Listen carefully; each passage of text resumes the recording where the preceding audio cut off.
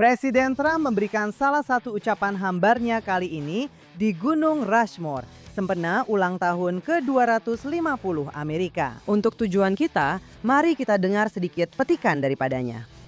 Kita telah membina angkatan tentera yang terkuat dan paling berkuasa. Kita memenangi 2 perang dunia, perang dingin, dan meninggalkan musuh-musuh Amerika dalam lipatan sejarah.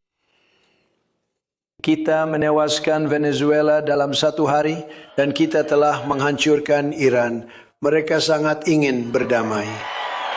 Mereka sangat ingin berdamai. Kita beri mereka cuti seminggu untuk pengebumian kerana kita baik hati. Presiden Trump kata, kita beri mereka cuti seminggu. Pertama sekali, kita perlu sebut bahawa ini adalah pengebumian Ali Khamenei, pemimpin tertinggi yang terbunuh dalam serangan udara Israel pada 28 Februari. Ya, Mark, jadi ceritakan sedikit tentang pengebumian itu dan cuti seminggu itu. Jadi, cuti seminggu itu jelas sesuatu yang diputuskan oleh pihak Amerika untuk berbuat baik kepada kepimpinan Iran atas apa jua sebab. Apa jua sebab yang mereka mahukan. Tapi saya pasti bila mereka kata anda dapat cuti seminggu dan kami tidak akan menyerang anda, itu berdasarkan andaian bahawa pihak Iran tidak melakukan apa yang mereka lakukan 2 minggu lalu dan mula menembak kapal-kapal di selat itu sekali lagi. Dalam kata lain, pihak Iran juga berminat untuk keadaan kekal tenang dan mereka tidak melakukan sebarang provokasi. Dan sebab mereka tidak melakukan provokasi, sebab mereka mahu keadaan tenang, adalah kerana mereka menggunakan majlis pengebumian pemimpin agung yang telah meninggal dunia itu sebagai pesta propaganda. Mereka mahu memberitahu dunia ini, mereka mahu memberitahu semua orang betapa sedihnya rakyat Iran, bahawa semua orang sedang menangis, bahawa semua orang berduka atas kematian bekas pemimpin agung Ayatollah Ali Khamenei. Dan ia jelas satu pembohongan. Kita tahu apa yang berlaku di Iran pada bulan Januari. Kita melihat rakyat di sana berdemonstrasi menentang rejim yang kejam, otoritarian, ulama, ekstremis dan korup ini. Kita tahu rakyat di sana sudah muak dengan Republik Islam Ayatollah ini. Namun begitu, rejim tersebut melalui keupayaannya untuk memaksa dan pemerintahannya yang otoritarian serta kejam, ia menyebarkan gambar-gambar orang ramai yang menangis dan sedih. Jelas bagi saya bahawa ini adalah sesuatu yang dirancang. Suasana berkabung bahawa ini adalah sesuatu yang dirancang. Mereka mahu menunjukkan bukan sahaja bahawa mereka telah bertahan daripada serangan Amerika Syarikat dan Israel, tetapi rakyat bersatu di belakang rejim yang disayangi, bekas pemimpin dan pemimpin baru yang tentunya tiada siapa pernah lihat. Jadi, secara ironinya, propaganda ini nampaknya berkesan kerana Trump juga berkata, "Hei, saya sangka rakyat Iran membenci rejim mereka. Itu yang saya dengar." Dan lihatlah semua orang ini keluar untuk meratapi kematian pemimpin tertinggi itu. Sekarang, pertama sekali, Iran mempunyai populasi seramai 93 juta orang. Siapapun yang keluar kita tak tahu, tapi ramai antara mereka adalah keluarga rejim, juga jihadis yang diimport dari Iraq dan tempat-tempat lain. Dan tak lupa juga semua tetamu dari 70 negara. Dan sementara kita masih dalam topik itu, sebelum kita bincangkan siapa tetamu-tetamu tersebut. Awak tahu, memang menjijikkan bila kita tengok itu. Adakah ini pengebumian? Mereka sedang berkabung, Khamenei. Tapi sebenarnya mereka menjerit maut kepada Trump. Bunuh Trump, bunuh Trump. Maut kepada Amerika, maut kepada Israel pada hujung minggu 4 Julai. Baiklah, mati kepada Amerika. Dan sementara itu, 2 orang perunding utama saya sebut dalam tanda petik, perunding yang telah pergi ke Qatar untuk bertemu dengan wakil-wakil, pergi. Dan Pakistan sedang menjadi orang tengah dalam semua ini. Kita ada 2 perunding dari Iran, yaitu Arik Gucci dan Khalibaf. Lihatlah mereka menangis di hadapan keranda itu. Pertama sekali, tangisan itu sangat palsu. Saya rasa lelaki itu perlukan kelas lakonan.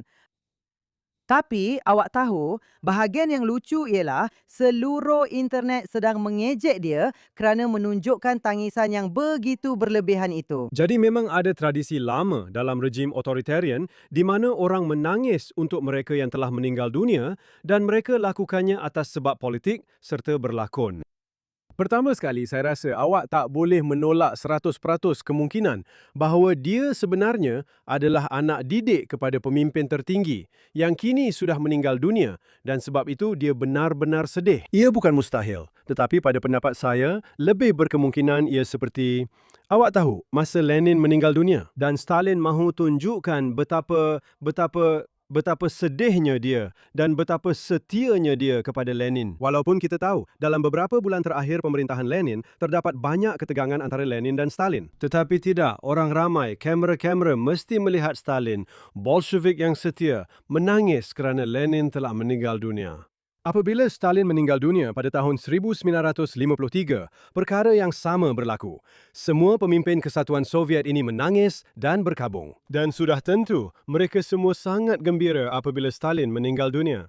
Di China, apabila Mao Zedong meninggal dunia, semua orang yang mau aniaya, mereka juga berada di sana menangis dan sedih. Dan akhirnya, mereka sebenarnya sangat gembira apabila orang tua itu akhirnya meninggal dunia. Jadi apa yang anda lihat sekarang adalah sejenis upacara pengebumian seperti ini di Iran. Dan sesiapa yang mempercayai gambar-gambar ini yang tidak faham bahawa semua ini telah diatur, bahawa ini adalah teater politik untuk mencapai matlamat politik, untuk memenuhi agenda politik rejim. Jika anda tidak faham perkara itu, jika anda menerima gambar-gambar ini bulat-bulat, anda perlu periksa kepala anda. Dan juga sebenarnya anda tahu, ramai orang di jalanan yang menghadiri pengebumian itu juga takut untuk tidak hadir. Jangan kita lupa bahawa mereka benar-benar percaya bahawa Presiden Trump yang berkata bantuan sedang dalam perjalanan dan memang betul, perang bermula dan sebagainya dan kini ia telah berhenti.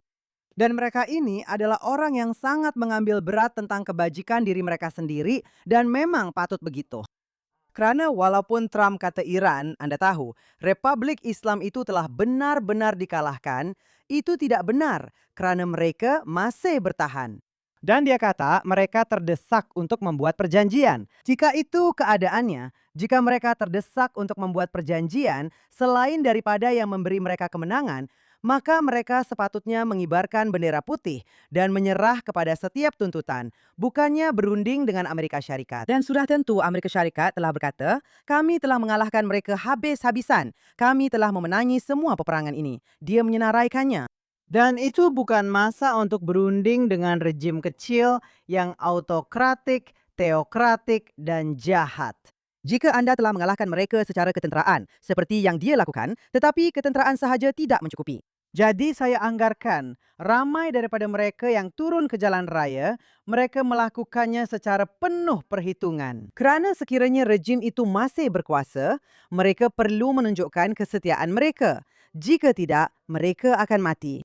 Jadi kita memang perlu bersimpati dengan rakyat Iran di sini. Saya pernah menghadiri satu persidangan antarabangsa dan terdapat satu delegasi dari Iran di sana. Dan ada seorang lelaki ini, kalau nak guna istilah yang lebih sesuai, dia adalah komisaris mereka. Dan dia memastikan semua mereka patuh dan berkata perkara yang betul. Seolah-olah dia adalah orang yang memegang cemeti dan memastikan jika mereka tidak mengikut garis parti, akan ada akibatnya. Jadi katakanlah nanya anda seorang guru di sebuah sekolah Iran ya, dan anda tidak suka dengan rejim itu. Tetapi pengetua atau komisaris sekolah itu, jika anda tidak pergi ke demonstrasi, ke pengebumian dan menangis, nama anda akan dicatat. Anda mungkin tidak mempunyai pekerjaan esok, atau lebih teruk, anda mungkin dipenjarakan. Dalam erti kata lain, jika anda mempunyai tempat kerja, jika anda mempunyai bangunan yang anda tahu ada, seperti yang mereka ada di Kesatuan Soviet dahulu, ada jawatan kuasa penduduk dan ada seseorang yang bertanggungjawab ke atas jawatan kuasa bangunan itu. Dan jika salah seorang penduduk tinggal di rumah dan tidak pergi, betul, ada harga yang perlu dibayar.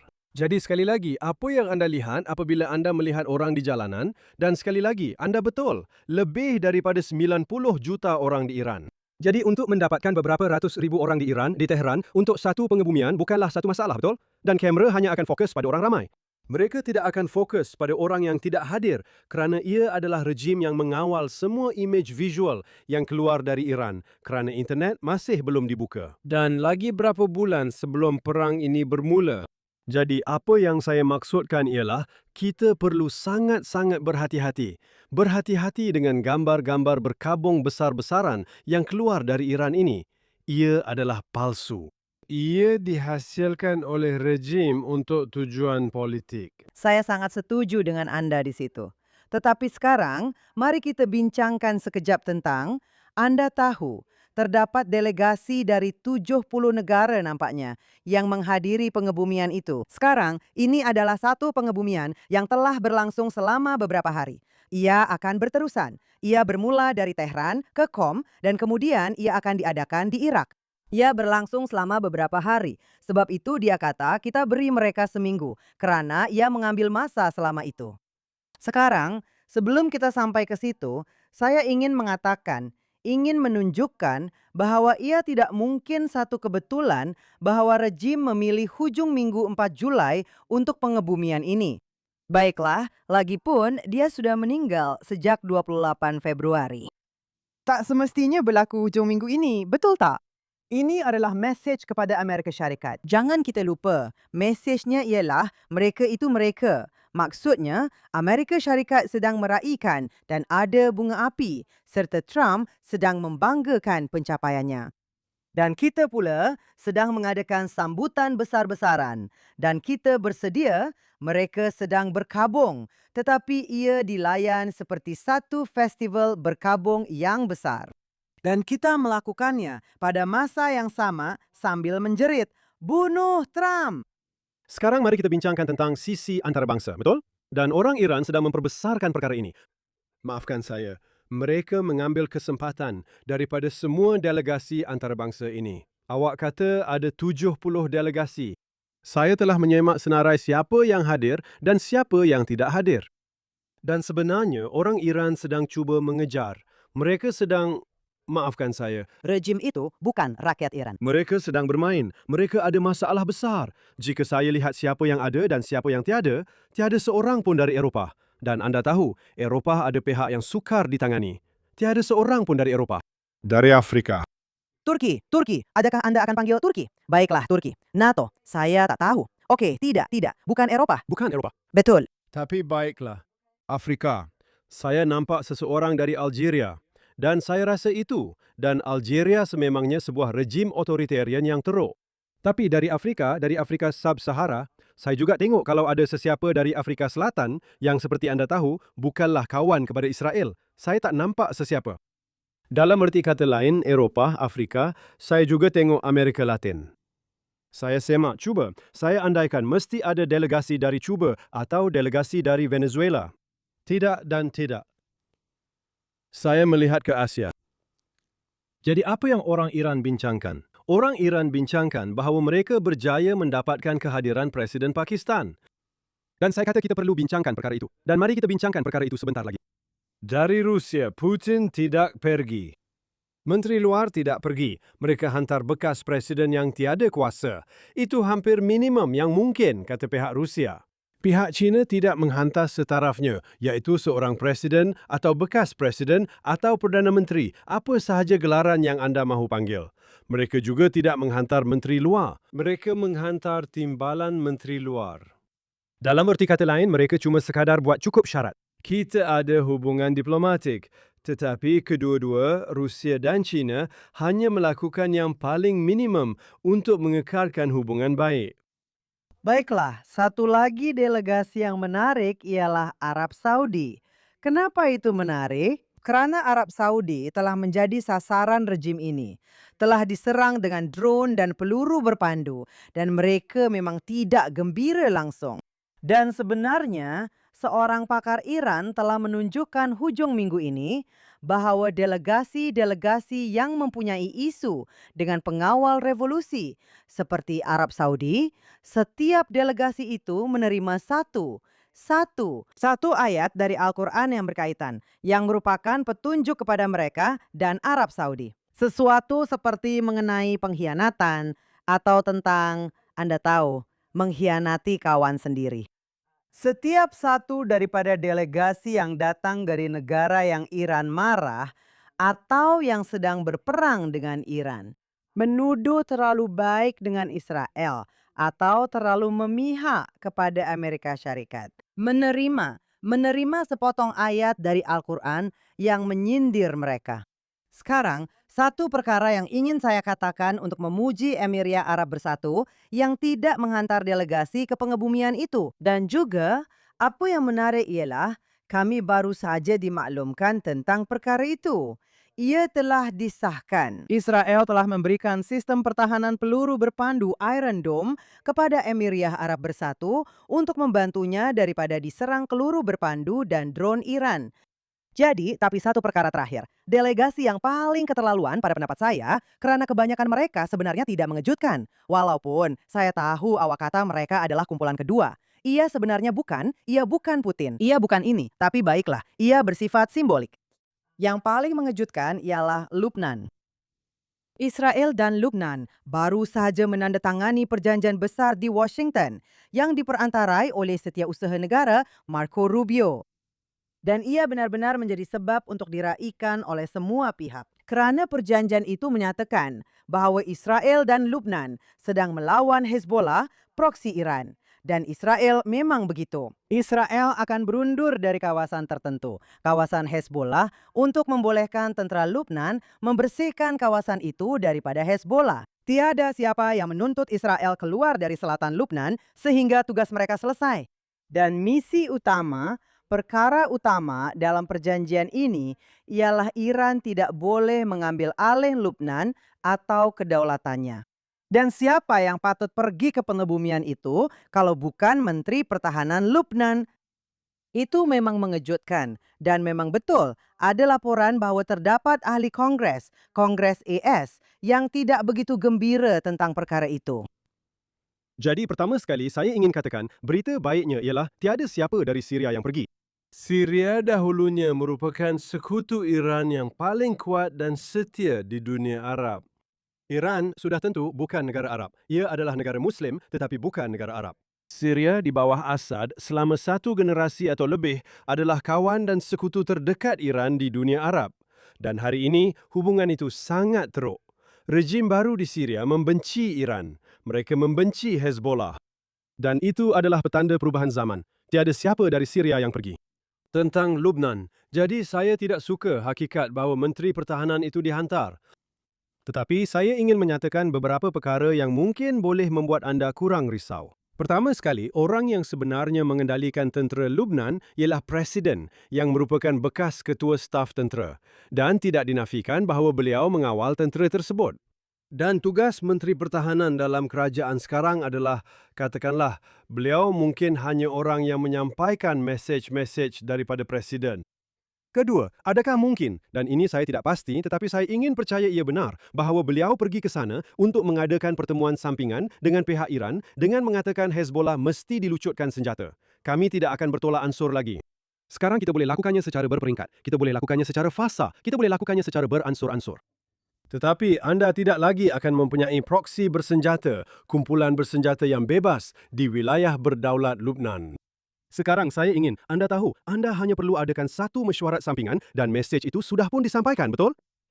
Dalam erti kata lain, kenapa Menteri Pertahanan? Dia adalah orang yang bertanggungjawab ke atas anda tahu. Reka bentuk.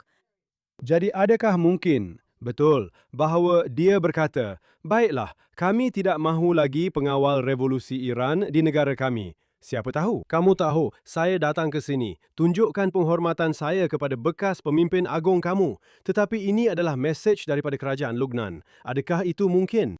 Sudah tentu ia mungkin. Saya tiada cara untuk mengetahuinya. Saya meraguinya. Saya meragui ada masa untuk mesyuarat sampingan di tengah-tengah kekecohan ini. Dan sentiasa, kamu tahu, saya tak suka panggil ia perayaan sebab ini adalah pengebumian. Tapi ada perarakan dan pelbagai jenis acara. Kamu tahu, ada satu konsep dalam diplomasi yang dipanggil pengebumian untuk urusan diplomatik.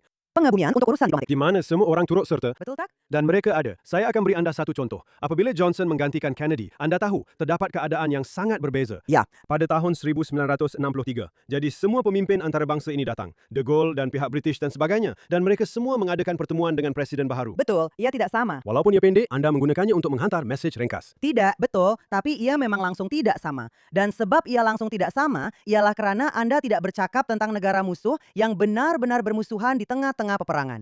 Jadi Dan, Anda tahu, itu satu perkara. Dan juga, walaupun majlis pengebumian paling mewah di Amerika Syarikat, Anda tahu, katakanlah untuk JFK dan sebagainya, dengan seorang presiden yang telah dibunuh, yang merupakan perkara yang sangat-sangat besar. Mereka, ia tidak seperti peringatan yang berpanjangan seperti ini. Dan ya, saya pasti para pemimpin memang hadir. Dan ya, mereka ada mesyuarat sampingan. Ini berbeza. Ia mungkin berlaku, tetapi Anda tahu, memandangkan rejim di Teheran, tidak mungkin mereka peduli langsung tentang perkara itu, kerana apa yang mereka katakan ialah, kami telah memenangi perang ini. Presiden Trump, mereka telah memanggilnya sebagai acara balas dendam. Ini adalah pengebumian balas dendam. Mereka berkata, bunuh Trump. Sudah tentu, bunuh Netanyahu. Tetapi ia lebih menarik lagi mengenai Amerika Syarikat dalam hal ini. Kerana papan tanda itu tertera, bunuh Trump. Dan matilah Amerika, serta matilah Israel sentiasa menjadi moto rejim itu. Tetapi sekarang yang menariknya, jadi sementara Trump berkata mereka sangat ingin membuat perjanjian, kita tahu itu tidak masuk akal. Mereka sangat ingin menunjukkan bahwa mereka telah memenangi perang menentang kuasa besar terhebat di dunia. Mereka sangat ingin terus memperkayakan uranium. Dan bolehkah saya katakan begitu? Terdapat satu kenyataan yang dibuat oleh juru cakap utama rejim Iran beberapa hari lalu, di mana beliau berkata, Amerika Syarikat harus tahu bahawa kami tidak membazirkan 1 minit pun sepanjang gencatan senjata ini. Tidak satu pun. Kami sedang membina semula. Kami akan teruskan. Kami akan terus membina persenjataan dan senjata nuklear kami. Dan imej satelit menunjukkan bahawa terdapat sebuah tapak nuklear. Bukan 3 tapak yang dibom oleh Amerika Syarikat atau Israel dan Amerika Syarikat, tetapi terutamanya pengebom pemusnah kubu B2. Itu memang berlaku yang dilepaskan oleh Amerika Syarikat ke atas tapak-tapak itu. Tetapi satu lagi tapak dan ia sedang diusahakan. Jadi anda tahu dan mereka sedang mengatakannya. Dan sekali lagi, apabila mereka kata mereka mahu membunuh anda, percayalah, mereka memang maksudkannya. Mereka mengatakannya. Dan apabila mereka kata mereka menang dalam satu cara, mereka betul. Belum lagi, ia belum berakhir. Tetapi apa yang betul tentangnya ialah mereka sedang dilayan sebagai rejim yang setaraf dengan Washington. Dan itu sangat keterlaluan. Jadi tidak hairanlah mereka mengisytiharkan kemenangan. Saya ingin bercakap tentang 2 isu. Pertama, saya rasa kita ada sebut secara ringkas, tapi saya ingin menyebutnya. Selanjutnya, hakikat bahawa pemimpin tertinggi yang baharu tidak hadir. Baiklah. Dan ini adalah seorang lelaki yang pada minggu pertama bulan Mac menjadi pemimpin tertinggi yang baharu. Dan tiada siapa pernah melihatnya. Tiada siapa pernah mendengar suaranya. Dan tiada siapa tahu bagaimana rupanya. Dan tiada siapa tahu sejauh mana dia cedera, jika benar dia cedera. Dan ini adalah tanda kelemahan bahawa, 4 bulan selepas, Dia mungkin sudah mati. dia mungkin sudah mati. Mungkin juga tidak. Siapa tahu. Tiada siapa tahu siapa dia dan apa yang sedang berlaku. Dan ada satu persoalan besar di situ. Apakah itu rejim otoritarian tanpa seorang autokrat, betul? Dan jika bukan dia yang mengendalikan semuanya, siapa pula? Maksud saya, semua orang menganggap ia adalah pengawal revolusi. Tetapi ini adalah tanda kelemahan dalam rejim tersebut. Dan bukan, anda tahu. Dan mereka datang dengan pelbagai alasan. Mereka takut Israel akan membunuhnya. Mengarut. Dia tidak berada di sana kerana ada sesuatu yang sangat-sangat tidak kena. Dan sebenarnya, anak-anak lelaki Khamenei yang lain ada di sana. Betul. Jadi itu juga sudah mencurigakan tentang urusan serangan Israel ini. Tapi begini, atau dia mungkin sudah mati. Ada seorang pakar Iran di televisi Israel yang berkata memang tidak ada keraguan bahwa dia sudah mati. Kerana dia sepatutnya, dia boleh sahaja merakam satu message. Dia boleh sahaja menghantar message yang direkam. Awak tahu, kita dulu pernah menonton Nasrallah, ketua Hezbollah Nasrallah. memberikan mesej yang dirakam video kerana dia tidak mahu dikesan di dalam bunkernya atau apa sahaja. Itu perkara biasa untuk dilakukan. Dia pun tak buat begitu. Jadi persoalannya, adakah dia sudah mati? Adakah dia terlalu cedera? Adakah dia dalam koma? Adakah dia begitu cacat atau cedera sehingga dia tidak dapat melakukannya? Awak betul, itu tanda kelemahan. Tapi awak lihat, sebenarnya ia tidak begitu penting kerana apa yang berlaku ialah pengawal revolusi asyik berkata, mereka asyik kata, tidak, Mujtaba kata kita tak boleh buat ini. Mujtaba kata kita tak boleh buat itu. Sekarang, betulkah ada orang percaya? Kita tak tahu. Dan juga ada jenaka tentang bagaimana kerana internet susah dan sukar untuk menghantar mesej dari satu tempat ke tempat lain. Apa dia beritahu awak begitu guna burung merpati pos? Maksud saya, awak betul tentang itu.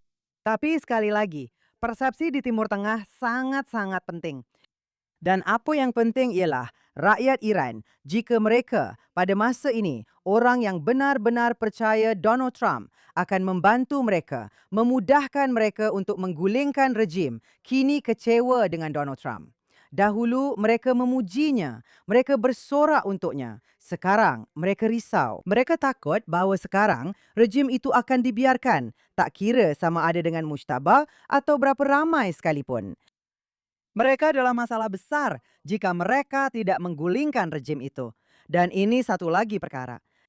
Salah satu perkara yang kononnya telah dilakukan oleh memorandum persefahaman dengan Iran ini ialah sudah pun melepaskan beberapa aset tertentu.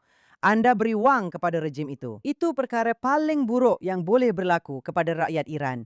Percayalah, mereka tiada barang runcit di rak pasaraya. Mereka tak boleh guna mesin ATM mereka. Ia adalah satu bencana di sana, tapi bukan untuk rejim. Apa-apa wang yang masuk tidak akan sampai kepada rakyat. Sudah tentu, Mark, ia akan pergi kepada pemimpin jahat dan memastikan mereka hidup mewah. Dan itu sudah cukup untuk mereka sekadar terus bertahan hidup. Boleh saya tak mau berdebat dengan awak, tapi saya akan berdebat juga dengan awak. Baiklah, teruskan. Maksud saya, awak betul dalam semua yang awak katakan. Bahawa rejim itu nampaknya, menurut perjanjian-perjanjian dalam rangka kerja MOU ini, akan mendapat sejumlah wang tertentu. Walaupun Trump, Vance dan Rubio telah berkata mereka perlu melakukan beberapa perkara sebelum mereka mendapat wang. Mereka tidak mendapat wang hanya kerana menandatangani. Mereka mendapat wang apabila melaksanakan, apabila bergerak ke hadapan dengan langkah-langkah positif, bukan berdasarkan janji. Mereka sebenarnya perlu melakukan sesuatu terlebih dahulu. Tetapi saya ingin katakan perkara berikut. Kita tahu bahawa ekonomi Iran berada dalam keadaan sangat teruk selama berbulan-bulan sebelum perang tercetus. Sebenarnya, Itulah sebabnya berlakunya demonstrasi pada bulan Januari, kan? Ekonomi Iran berada dalam keadaan yang sangat-sangat teruk. Saya tak dapat gunakan cukup kata sifat untuk menggambarkan betapa teruknya keadaan ekonomi Iran. Kemudian anda tambah sebulan setengah serangan Israel Amerika terhadap sasaran dan infrastruktur Iran dan juga kemusnahan yang berlaku. Baik. Jadi anda perlu ambil situasi ekonomi yang sangat-sangat teruk, 3 kali teruk, dan anda perlu gandakan itu dengan semua serangan ke atas Iran yang dilakukan oleh Amerika Syarikat dan Israel. Itu bermakna jika mereka berada pada negatif 20, kini mereka berada pada negatif 40. Jadi saya tidak terlalu teruja. Mungkin silap jika beri mereka sedikit wang kerana tahap mereka sangat rendah. Saya tidak fikir ia akan mengubah keadaan. Ia seperti mereka boleh menjual minyak sekarang, betul? Itu perkara besar yang dibenarkan oleh orang Amerika kepada mereka. Mereka boleh mengeksport kapal mereka asalkan mereka membenarkan orang lain mengeksport kapal mereka, betul? Jadi saya kata, okey, adakah ini benar-benar akan mengubah keadaan? Mereka berada pada tahap yang sangat rendah. Adakah ini benar-benar akan menjadikan rejim itu lebih kuat? Sekarang, sudah tentu ia menjadikannya sedikit lebih kuat. Tetapi adakah ia benar-benar akan mengubah keadaan? Dan saya masih tertanya-tanya tentang itu. Perkara kedua yang saya ingin bincangkan ialah saya telah beritahu anda bahawa saya rasa orang Rusia dan China hanya sekadar memenuhi syarat sahaja, betul? Mereka hanya hantar wakil peringkat rendah kerana mereka ada hubungan diplomatik. Mereka ada pakatan tidak rasmi atau rasmi dengan orang Iran dan mereka menghantar wakil. Siapa yang tidak main permainan itu? Siapa yang pergi lebih jauh daripada yang lain?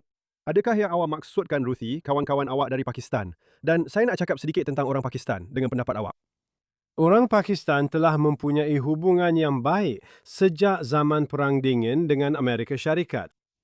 Sebenarnya, kalau kita bercakap tentang Baghdad Pact atau yang dulu dipanggil CENTO, di mana semua blok anti-Soviet ini, ia terdiri daripada orang Pakistan, Shah Iran dan monarki di Iraq. Inilah ideanya. Semua negara ini, seperti yang anda tahu, mempunyai sempadan yang dekat dengan Kesatuan Soviet.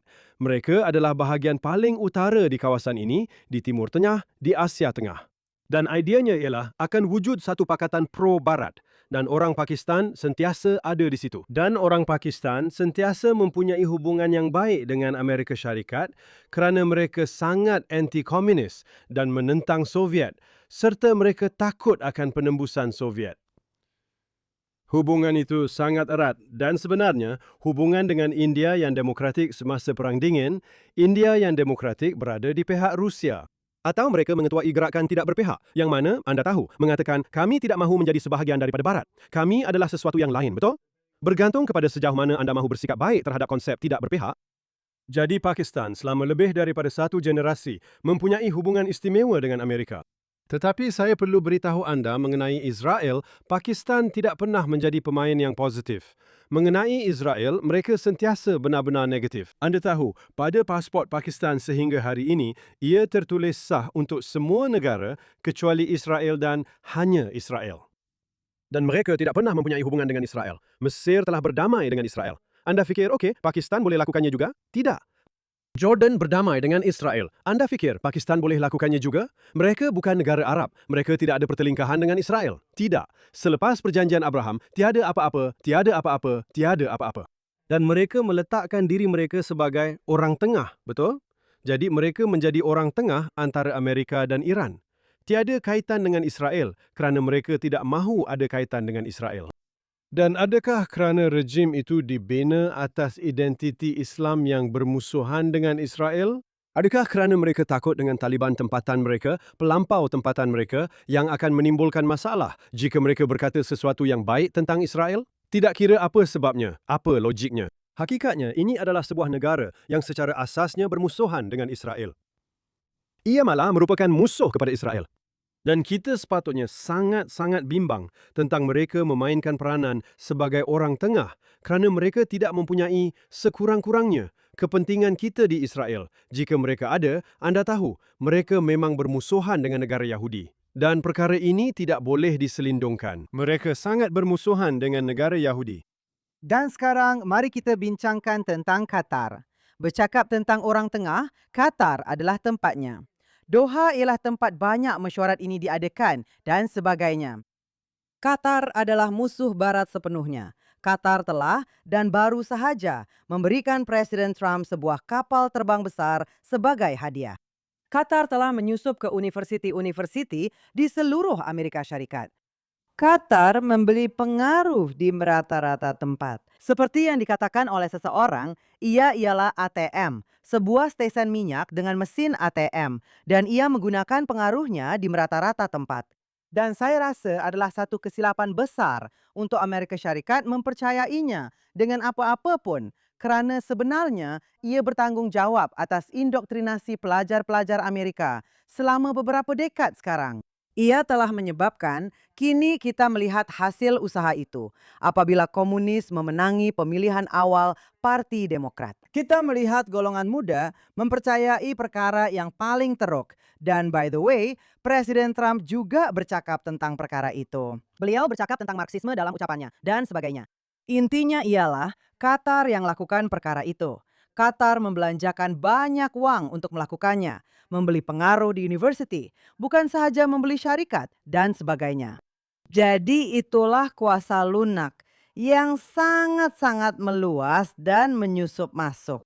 Dan Qatar serta Pakistan bersama-sama sepatutnya menjadi dua negara yang mengendalikan usaha menjadi orang tengah dalam peperangan yang Amerika Syarikat perlu menangi. Ia tidak boleh sekedar keluar dengan satu perjanjian kecil sahaja. Okay?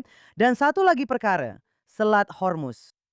Awak sedar bahawa perkara ini, iaitu mereka perlu buktikan, mereka perlu benarkan beberapa kapal lalu dan kemudian ini berlaku. Dan kemudian rejim itu berkata, okey, selepas 60 hari kita akan lihat. Kita akan lihat sama ada kita benarkan awak atau tidak. Beginilah ceritanya. Mereka sedang menahan Selat Hormuz sebagai tebusan dan Amerika Syarikat membenarkannya dalam bahasa itu. Okey, biarkan mereka. Kalau mereka benarkan kapal-kapal lalu, barulah kita akan baik dengan mereka. Tidak, tidak, tidak, tidak.